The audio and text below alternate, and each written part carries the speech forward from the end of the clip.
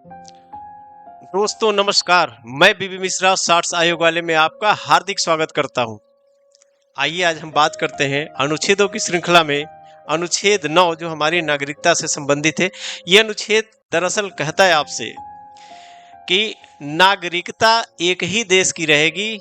अगर आप भारत के नागरिक हैं तो भारत के ही नागरिक रहेंगे। किसी दूसरे देश की अगर नागरिकता लेते हैं तो आपकी नागरिकता चली जाएगी। इसी संदर्भ में ये हमारा अनुच्छेद है।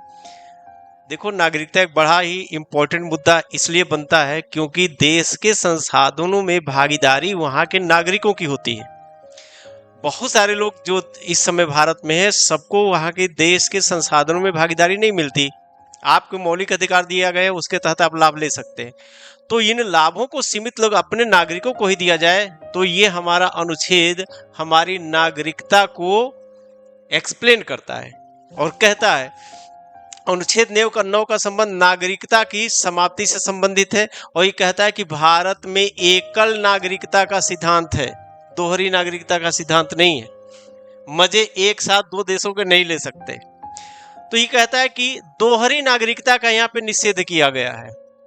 अगर स्वतः ही आपने किसी दूसरे देश की नागरिकता ले ली तो भारत की नागरिक आप स्वतः ही नहीं रह पाएंगे, खत्म। नागरिकता की समाप्ति की बात करता है ये, और आपकी नागरिकता की को मतलब समाप्त कर दिया जाएगा। उद्देश्य क्या है?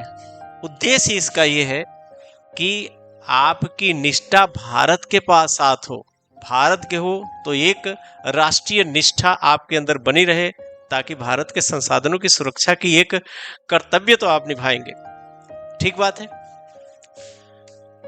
अगर आपको भारतीय राजनीतिक व्यवस्था से संबंधित कुछ क्वेश्चंस वगैरह रहते हैं, कोई क्वेरी है, तो आप हमसे संपर्क कर सकते हैं 8707869627 पे। और हाँ जी, मुझे लाइक, सब्सक्राइब और शेयर करना न भूलिएगा। बहुत बहुत धन्यवाद।